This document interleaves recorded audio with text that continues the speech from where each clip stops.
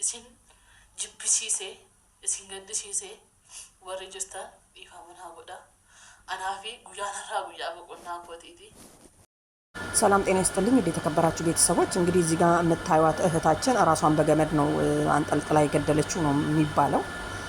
እንግዲህ በምን እንደሞተች በደንብ ግልጽ የሆነ ነገር የለም፣ ግን የሰራቻቸው ቪዲዮ ራሷን እንደምታጠፋና ዛሬ ላይ እረፍቴ ቀን እንደሆነ እና ሰው ካልሞተ እረፍት እንደማያገኝ እዚች ምድር ላይ ብላ ነው የሰራችው። እና ይቅርታም ጠይቃለች። ያስቀየምኳችሁ ካላችሁ ይቅርታ አድርጉልኝ እና እኔ በቃ በዚች ላይ ዛሬ ናት እረፍቴ ብላለች። እንግዲህ እንደሚባለው ከሆነ ብዙዎች ፔጆች እንደዘገቡት በኮመንት የሆነ በቃ ደስ የማይል ኮመንት ስለሚሰጧት በጣም ስለምትናደድ ነው። ግን እዚህ ጋር ምግብ እየበላች ምንድነው የምትለው መሰላችሁ? እኔ ትላንትና መደብ ላይ ቁጭ ብዬ በልቻለሁ፣ ዛሬ ግን ሶፋ ላይ ቁጭ ብላ እየበላች ነው ቦኒ ነው የምትለው። ምክንያቱም ለምን ትናደዳላችሁ? በትላንት ውስጥ ህይወት የኖረ የለም ይቀየራል። አስባችሁታል? እና እቺ ልጅ ትክክል ናት።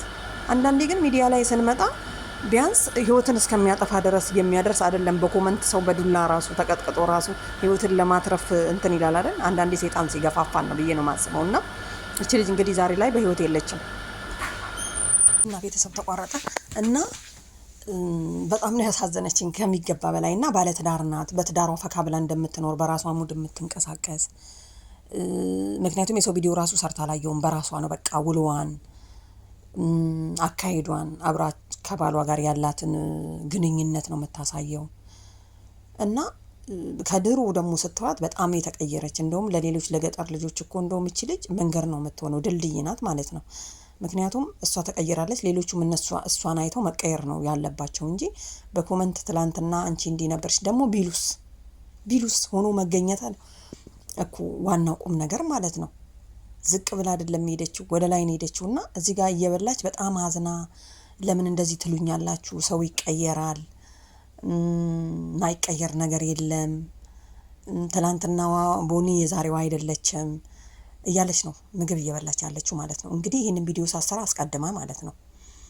እና በጣም ያሳዝናል። አንዳንድ ጊዜ እዚህ ሚዲያ ላይ ስንመጣ ሁላችንም ስድብም ይሁን ምንንም ይሁን ማንም ሰው ማይሰደብ የለም። በጣም ብዙ ቲክቶከሮች እኮ አይደለም ራስን ብቻ መሰደብ አይደለም እናት፣ አባት፣ አክስት ዘር ማንዘር ራሱ አይቀርም። የድሮን ፎቶ እያመጡ እየዘቀዘቁ አንተ እንዲነክ አንቺ እንዲነሽ እየተባለ አይደለ እንዴ? ስለዚህ ግድ ሌላ ሰው ላይ ስናይ እኮ እኛም ነገ እንደዚህ ልንሆን እንችላለን ብለን አስበን ነው መውጣት ያለብን። ምክንያቱም ምንም አይመጣም፣ ሰው ያደርገዋል። ምንም ሰውን አያደርግም። ግን ይሄ የሚገፋፋን ነገር አለ ህይወታችንን ለማጥፋት። ግን ሰው እንዴት ራሱን ያጠፋል ነው ገመድ ይዛ። አስባችሁታል? ይሄንን ቪዲዮ ቀይ ለብሳ የሰራችው ገመዱን ይዛ ነው። እኔ ዛሬ እረፍቴ ነው በቃ እዚህ ምድር ላይ እንደውም እረፍት እንደሌለ በጣም እንደተጨናነቀች። ግን እኮ ሳይዋት ደግሞ እንግዲህ አንዳንዴ ቪዲዮ ስንሰራ ከኋላችን ያለውን ነገር አናይም። እኛ የምናየው ሚዲያ ላይ የወጣውን ነገር ነው። እሷ በሆዷ ምን እንደሚያናድዳት ምን እንደሚያጋጥማት ምን አናውቅም። የሰው ልጆች እንግዲህ ውስጣቸውና ፍለፊታችን በጣም ይለያያል እዚህ ሚዲያ ላይ ደግሞ። እና ሰበቡ አሁን በኮመንተሮች ነው የሚባለው። አስባችሁታል? ምክንያቱም በጣም እየገፋፏት የድሮ ህይወቷን እያነሱ በቃ ምናምን ነገር አለ አይደለ? ሰው ደግሞ ትላንት በኖረው አይደለም የሚኖረው። ብዙዎቻችን እኮ ተቀይረናል። ሰው እኮ በሰውነት እንኳን ይቀየራል አይደለም በአስተሳሰብ። እና ቤተሰብ በጣም ነው የምታሳዝነው። ከምር እኔ በጣም ነው ያሳዘነችኝ። ምክንያቱም መሞት አልነበረባትም። አንደኛ ኃጢአት ነው፣ በገዛ እጅ እግዚአብሔር የሰራውን ነፍስ ማጥፋት ራሱ። በዚህ ራሱ ሰው ምን ያህል ጭንቀት ውስጥ ቢገባ ነው ገመድ አንገት ውስጥ አድርጎ የሚያንጠለጥለው? አስባችሁታል? ሰው ምንም ሳይሆን ስንቱ አለ አይደለ እንዴ?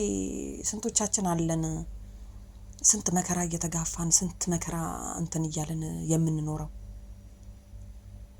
እሷ በዛ ላይ በአገሯ ላይ ነው የምንኖረው። ደግሞ በቅርቡ እኮ የሚገርማችሁ የሆነ እናቴ ቤት መጥቼ ነው ብላ ምናምን እንጀራ ላይ ምንድነው ይለቀለቀችው፣ ስሙን ጠርታው ነበር። እና ብሉ ምናምን ነገር እያለች እየበላው ነው ምናምን በቃ ፈታ ብላ ምናምን ነገር ነው መሰራው አልኳችሁ። ግን ምን መጥቶ እንዳደናቅፋት ፈጣሪ ወቀው። እርግጠኛ ነኝ። እኔ ግን በኮመንተር አይመስለኝም። በኮመንተር ውስጧ ተነክቷል። አዎ ትክክል። ምክንያቱም በምሰራው ቪዲዮ በወዲኛው ቪዲዮ ትንሽ አለ። ይሄን ያህል ደግሞ ገመድ አንገት ውስጥ የሚያስገባ ነገር ያለ አይመስለኝም። እና ቤተሰበረ ፈጣሪ የሰራውን ነፍስማ ማጥፋት ኃጢአት ነው ከምር። ሰው ባልሞትኩኝ በኖርኩኝ እያለ አልጋ ላይ ተኝቶ አይደለ እንዴ ፈጣሪን የሚለምነው? ለምን እሞታለሁ? ለምን ታመምኩኝ? ለምን አሳመምከኝ ብሎ ላለመሞት ነው የምንጣጣረው። እና በጣም ነው ያሳዘነችኝ። እሷ ሞታለች እኮ አንዴ፣ ምንም ማለት አይደለም። ግን ለቤተሰብ ጸጸት የሞተማ አንዴ ሞቷል። እኛ እኮ ራሳችንን ብንገል ብንፈጠፍጥ ብንሞትም እኛ አንዴ ሞተናል፣ በቃ አርፈናል። ምን ውስጥ እንግባ ማን ያውቃል? ግን ለቤተሰብ ጸጸት ነው። እቺ ልጅ እናት አላት፣ ቤተሰብ ሊኖራት ይችላል፣ እህቶች ሊኖራት ይችላሉ። አስቡ እንግዲህ አግብታለች።